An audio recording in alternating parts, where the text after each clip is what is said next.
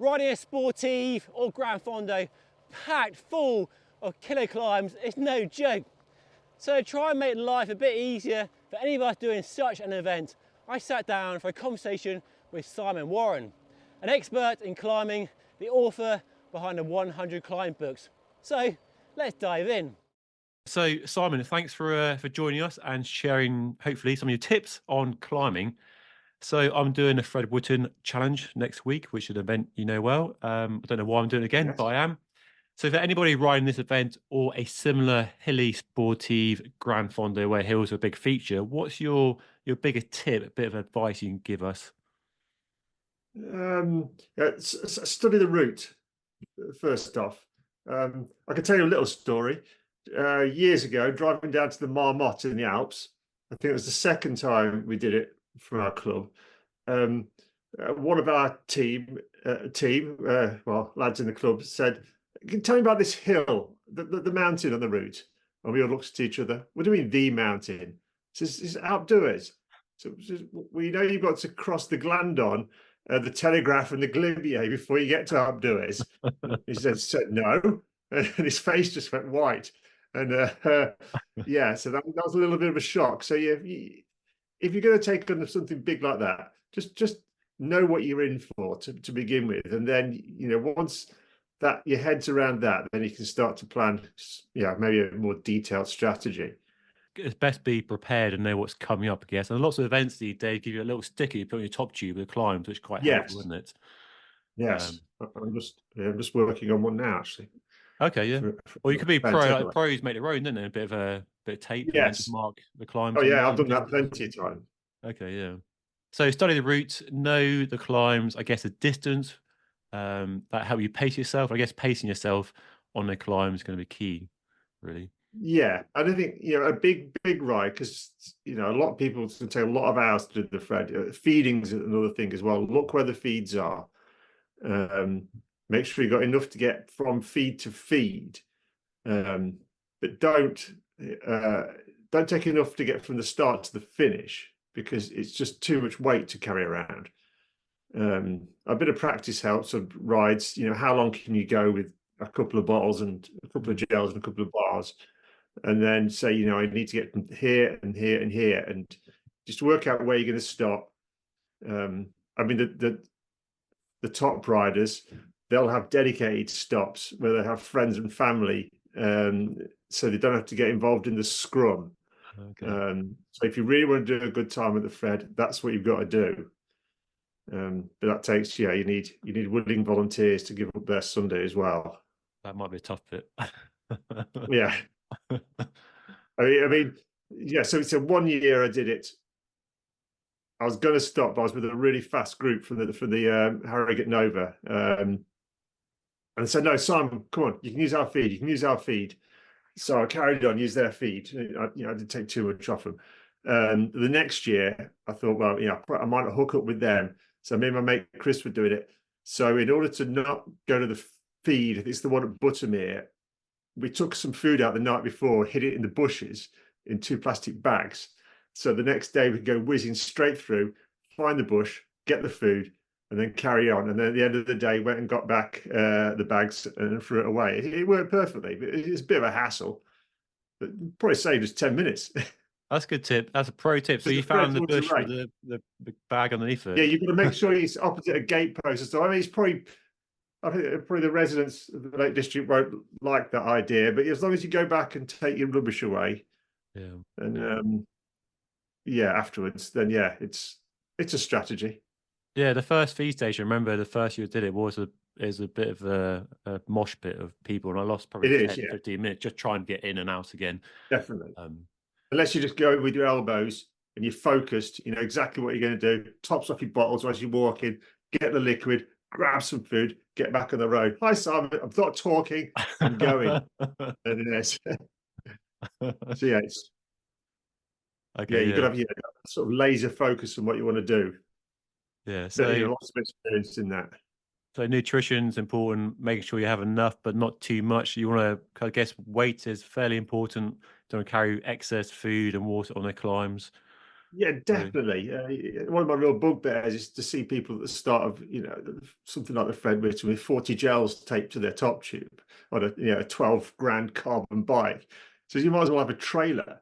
It's where were you when the marginal gains lesson was being done? You need enough to survive, but every gram you take with you is going to act against your favor. And when the climbs are over 25%, then it'll really hurt you, I of guess which that's there are a lot. probably kind of anxiety and inexperience around that distance, and just kind of you end up packing more stuff, and you think, oh, I may have packed a bit more just in case. You're not Yeah, sure how you get on in that yeah. event, so I guess, isn't it? I guess that's why, if you're doing that, make sure you're doing a 100-mile ride beforehand just to Okay. see how you feel. So it's like removing the sort of the fear of the unknown. Hmm. If you know you can do it in training, I don't think marathon runners never run a marathon in training. I don't think it's the same for cycling. I think you can always Yeah. go out and do 110 miles and then do the same. I think it's a bit different from marathon running, but yeah, if you know you can do it, then you won't be scared. But replicating the Fred Whitton course is a bit tougher for most people, unless you live there. Unless you go to the Lake District and ride the Fred Whitton, there's not many places you can actually replicate it. I But the mean, climbs are there's something else, aren't they? The climbs up there. definitely, and it's sort of the way it's backloaded as well. I mean, and nothing prepares you for hitting hard knot with 100 miles in your legs or close to 100 miles in your legs. It's the first time I'd ever ridden it. Because the first time I rode the Fed was when I was first researching the first book, 100 Climbs. And I sort of got a job to report on the ride. So I'll report on the ride and I can do my research at the same time. And yeah, it beat me completely. I just cramped and fell off on the steep bit. No. It got to my knees. I was only on a 39, 28 though, so I slightly underestimated it. I mean, next day went back, fresh legs, smashed it, same gear, fine. But with 100 miles in your legs, it's a different proposition. The next year, I went back with the same gear because I'm not going to get a compact. And cramped again, fell off, screaming. And it's the hamstrings that go first, and then I just hobbling until the gradient drops down to about 18%. And then you get back on, and then you limp over rhinos. But yeah, it wasn't until the third year that I finally succumbed and thought, well, okay, because I had a look, and the people who were putting the really big fast times in, Rob, Jev, and people, they were on tiny gears. I thought, okay, I can get some tiny gears, and then I managed to make it, but I was still cramped on a 34.29 because it's just evil. The beast, isn't it? Yeah. Yeah. When I did it the first time, I was in the event 2 years ago, and I'd never seen a scene like it with so many people walking and falling Yeah. and sitting down and all sorts of disarray. It was quite eye-opening, like quite a shock. So you'll see Steve Fleming, the photographer. That's his spot on the hard knot, the corner there, ready to get your moment of failure. The willing victims. Yes. That's the challenge with, and I guess a lot of events are similar, like the Marmotte as well. But the big climb, the monument climb, I guess, is at the end of that long route. You've done 100 miles, whatever it is, but you're doing a lot of climbing before you get to that final climb. So Yes. pacing is even harder because it's not just like you're up and down all day. You're up and down and then a big climb at the end. So it's not going too hard early on and saving a lot in the tank for that final climb, I guess. Yeah, I mean, each event has its strategy. I mean, the Marmot has its sort of unique strategy. But with the Fred Whitton, what I've always done is the first year I rode, I was talking to Lofty, the guy who's in charge. He says, "Wait till the end, Simon. That's when the strong lads go." So I waited to the end.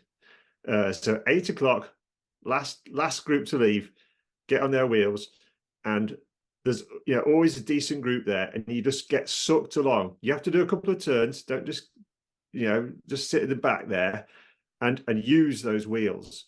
You don't go too hard over the early climbs, especially next to Ullswater. Just keep it nice through and off, get it in, dragged along.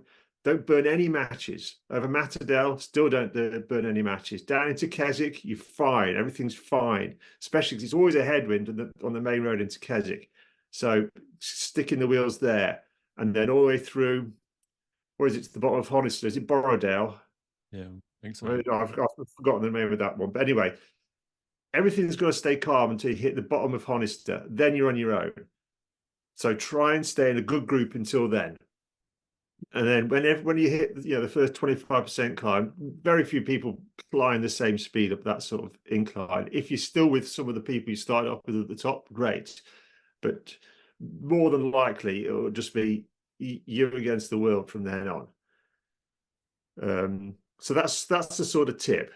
But then you also, you can start off with, you've got to be sort of confident that if you're going to start with a group of strong guys, girls, you're going to be able to stick with them. Don't just get dropped straight away, otherwise you're going to be last man on the road. I mean, some people like to start off crack of dawn, but that's never really appealed to me. And if you have a time in mind to start, don't start panicking when at 4 a.m. there's people driving past your hotel window with their bikes all ready to go, and you didn't think you were going to get it for 2 hours. Just stick to your plan.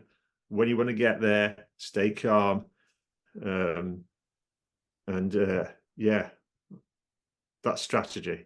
That's a good tip. Well, sticking to your plan, especially during the event. And I guess when it comes to pacing, it can be easy to get carried away and ride faster than you might be used to riding in training, and go harder earlier on. You're in a good group maybe, but a group going too fast. Yes. And when you're on a climb, when you're on actual climb, are you, I guess, a sensible ride to your own pace, ride within yourself? But if you're in an event, you might get carried away and ride faster on each climb, and then blow your doors off before you got to. You'll soon pay the price, but it's sort of sometimes it's a gamble worth taking. So let's say it's the Matadale climb, which comes up after Allswater. Let's say you've been with a strong group on the road there. It'll be really good to be in that group on the way into Keswick. So maybe you've just got to just push a little bit harder to stay with them. But you should know your body. If you go too hard, you will pay for it later, and you could really come unstuck. But sometimes it's worth burning 1-2 matches just to get that extra help later on. It's making that cool, isn't it? Really, and knowing your body, like you say. It is, yeah. And sort of knowing your body. I mean, you're going to be, by the time you get, coming into Eskdale, you're going to be knackered anyway. So it's, if you don't cross the line, in tears, then you've not ridden the Fred properly. I remember that. I was pretty close last time, I think. Yeah, it took a lot out of me. So no, it was 2 years ago. I think it's 2 years ago. Yeah, time flies. Hey, dry? Was it dry or wet? Yeah, dry. Yeah, that's my one concern. It was dry, sunny, lovely conditions. So that's not really a Fred Whitton, is it? It needs to be wet and cold, I guess. And got to be cold and wet. I mean, I've had snow on it, everything. But then every year I don't go. It's dry, so I'm not going to go again. Just so everyone else can enjoy it. Enjoy. That's the not the right. We've got to. It's the best ride in the country. Yeah. So when it comes to more in the climbing, are you in a saddle, out of saddle? What's your sort of recommendation for tackling climb? Because they're so steep, you can't almost stay in a saddle. Yeah, I generally climb out of the saddle on those sort of climbs. Okay. Anything above 10%, I'll get out of the saddle. Some people will sit down. There's a wind ladder you can probably do in the saddle. But most of Newlands, most of Honister, most of certainly Hard Notch Rhinos, you're out the saddle, just zigzagging along the road, looking for little bits of. I mean, Honister, you'll be dodging people falling off their bikes because you'll be it's a lot more crowded as the race thins out. Honister, Newlands, likewise, you might have a bit of navigating to do. But once it comes towards the climbs, towards the end, then it just be you and just searching out that little bit of gradient, which is a little easier, and especially on Hard Knot, I know the road inside out now. You can weave from side to side, go into the little passing places, and it just makes it that a bit easier for you because every little bit of energy you save will help. Is there an easier lineup Hard Knot then? There is, but it's probably about 100 meters longer than the actual climb. I just noticed this. there's on some corners, like some passing places where it eases off. So you just head to them, twiddle a bit, and then get stuck into another steep bit, then twiddle a bit. I mean, there's no way of getting past the final steep ramp. That's just, just grit your teeth. I guess on a tight corner, being on the outside makes more sense than being on the inside. Yes, definitely. And I don't know if it's closed. If traffic's coming your way, then yeah, you're stuffed. I can't imagine it. Sometimes they close the road, so then you've got the run of it. It'd be a bad choice to drive up that road or down that road on that day. When I mean, I've had cars on Newlands before, which has been really annoying. But I think Hard Knocks and Rhinos is closed for a certain amount of time. Yeah, so it's fine. So you shared that you eventually reduced your gearing to a compact after struggling for 2 years on your race gears. I guess small gears make a lot of sense. There's no shame in that. Is there any shame in walking if the gradient beats you in your gearing? Is there any shame in walking? 3 of the 5 I've walked. Okay. Just cramped on that. I mean, I've always had problems with cramp. Don't know why. Just me. At the end of big efforts like that. And you just stop, and then you walk it out, and then you just get back on as soon as you can. As long as you keep moving, because the clock's always ticking, and then you're doing it. I mean, people might walk on the way down. It's equally horrific on the way down as it is on the way up. So, there's no shame in it. Just if you do have to walk on a climb, make sure you go back one day and beat it. On the climbs, I guess, depending on your gearing, cadence is whatever it is, and it's going to be pretty low. You're not aiming for a high cadence, or it's pretty low. You'll be in that bottom sprocket a lot of the time. I'd say that, with Hard Knot Rhinos, just starting it, even if you think you're pedaling too fast to begin with. They start in the lowest gear at the bottom of the climb. Just as soon as you get to the telephone box at the bottom of Hard Knot, put it in the smallest gear you've got, and kiss your saddle goodbye, and just get stuck in. I guess trying to change gear halfway up the climb or at the bottom of the climb. I mean, there is the flat bit in the middle, towards about 2/3 up Hard Knot. You can click up a couple of gears there and press on if you want. There's usually a photographer there as well, so you can give it full beans on that, like you're flying up. But usually you'll just take a breather, a bit of a drink, and then get going again. But that once you're over there, the euphoria of sort of knowing that you're going to finish starts to set in. Yeah.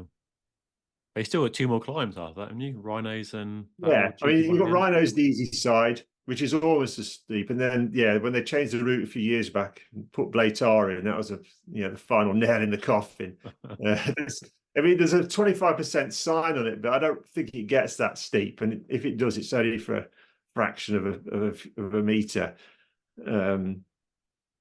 So that's the one that barks worse than its bite, and it's very beautiful. You drop into Langdale, it's fantastic, and then the long run to the finish, which you think is flat, but you can still. I died a death on there once. This guy had to give me some food just to get me back. I'd probably still be out there if he hadn't. So what's a good time for you then? What's your? Are you happy to share your time or? Yes, I mean, I did a little film about this the other day. Okay. I think it was 6:15 or 6:20. Pretty racy. The golden ticket is to get under 6 hours. Okay. But not many do. I mean, I think over the last couple of years, some real fit young lads have been doing it and doing things like 5:40 or something. I think if you get under 7, that's a good time. Under 6 is that's what I always want. It's never going to happen. It's like a sub 7-hour Marmot. That's never going to happen. You need everything to line up, don't you? I guess. Can't stop time. Can't stop getting on. But I'd always try. And I've had 3 different routes on the Fred, so I can't compare all the times. Okay. But I was 14th one year, so that's my best position. So I'm happy with that. So, given how tough and Savage's route. Why do you think it's so popular? I mean, it sells out. It's been going for 25 years now. What's the appeal apart from the? That is pure. That is the appeal, because it's I mean, there's longer sportifs, the ones with more climbing, but it's so iconic, and it is so hard. And yeah, there's some events which are much bigger and wider roads. You get much bigger speeds, but it's a technical thing as well. The ups, the downs are as hard as the ups. It's a real challenge. Once you've done that, it's a great feather in your cap. So you've done a Fred Whitton. Yes, it's like a London Marathon. I guess it's our version of the London Marathon, maybe. Yeah. If the London Marathon was up and down 25% hills. But yeah, I think it's just, you make something really hard. It's a red rag to a bull, isn't it? So, we could do this, going to challenge ourselves. Absolutely. And the feeling afterwards, great, in this huge car park full of dirty people who just had the best time, and they swear they'll never do it again. And then when the ballot opens, they'll be going straight back. Never again. And then a day later, you're like, yeah, shall we do it again? Yeah, definitely. Yeah. In that situation, plenty of times. So I'm never going to ride a bike again. I'm just broken. But yeah, then the endorphins kick in. And when's the next one? Crazy. So, shame we're missing it. It's a few years now. I'd thought penciled it in this year, but I'm going to Tap du Dale. They're doing a new route this year, so I'm going to try that. So my next question: how is the Fred Whitton compare to other events you've done? You've done loads of events, and I mean, you're a climbing specialist. You seek out the tougher events. How does it compare on a scale compared to other events around the world? I'll say it's as hard as the Marmot. Okay. It's a completely different ball game. It's harder than a maratona. That's reasonably, I say, easy. It's harder than the Dragon Ride, because the Dragon Ride's on the climbs aren't as steep. I mean, the 300-kilometer Dragon Ride, that's maybe comparable, but you can ride that at about 3 or 4 or 5 kilometers an hour faster, because of it's just because of the nature of the roads. Okay. The only thing I've done hard was a 100-mile time trial on the flat. That was just pure pain. So it's bad. I mean, there's a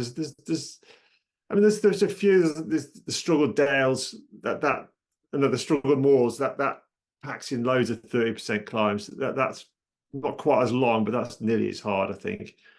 There was a sportive that an old ex-pro called Dave Lloyd used to run, called the Dave Lloyd Mega Challenge. That was out in North Wales. And the roads he used to train on. He's a notorious hard man.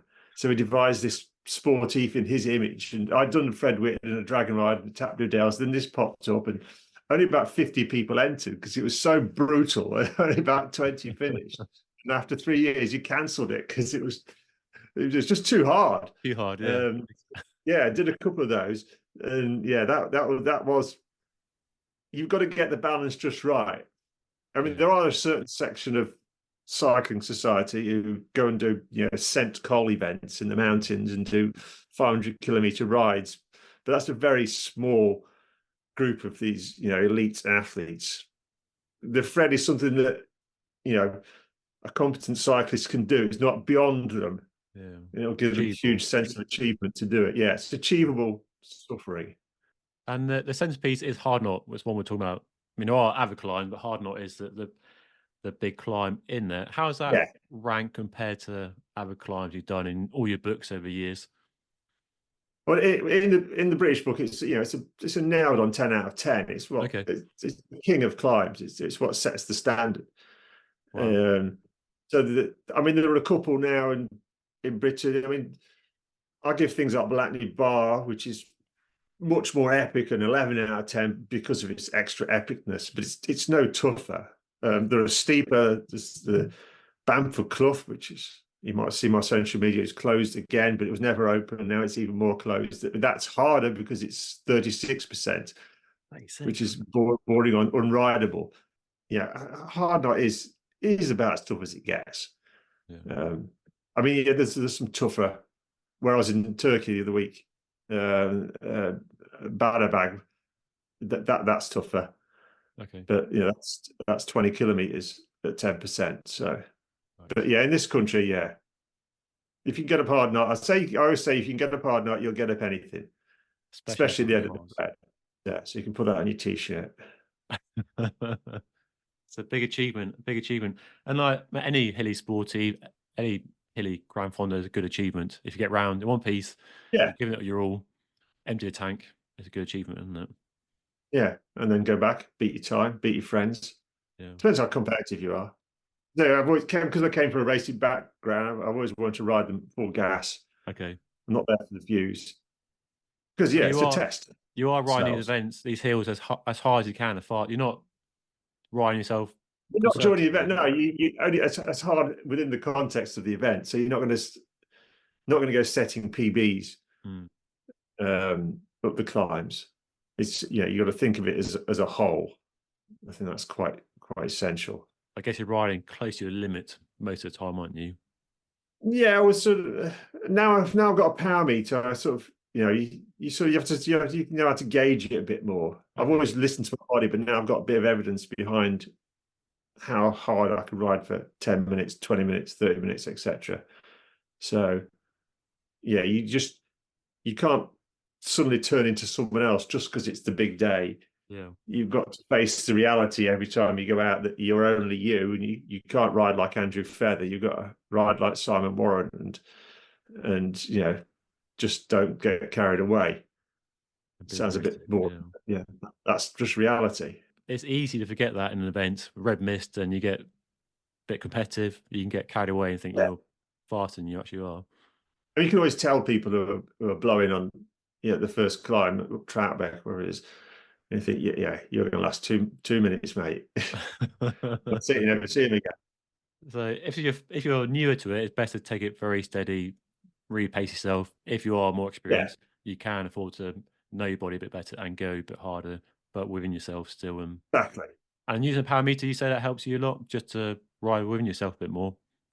Yeah, I mean, the Fred's different. It's not like it's not like if you're doing like a 20-kilometer climb, then your parameters. But it's because it's like this stuff. Yeah. You just got to feel. Am I stressing my legs? Yeah. Am I stressing my body too much? The idea is just not feel the pedals until you get to Honister. Just float there. Okay. And then kick in. And try not to cramp. Yeah. Yeah. And just go hell for leather. And if people tell you not to stop at Calderdale because they want you to come with them, ignore them. Stop at Calderdale and get a last bottle because it's a long way to the finish still from Calderdale. Calderdale? No, Calder Bridge.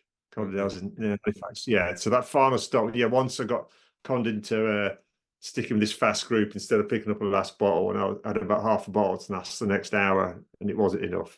Hence cramp. So what? Have you got some special kit?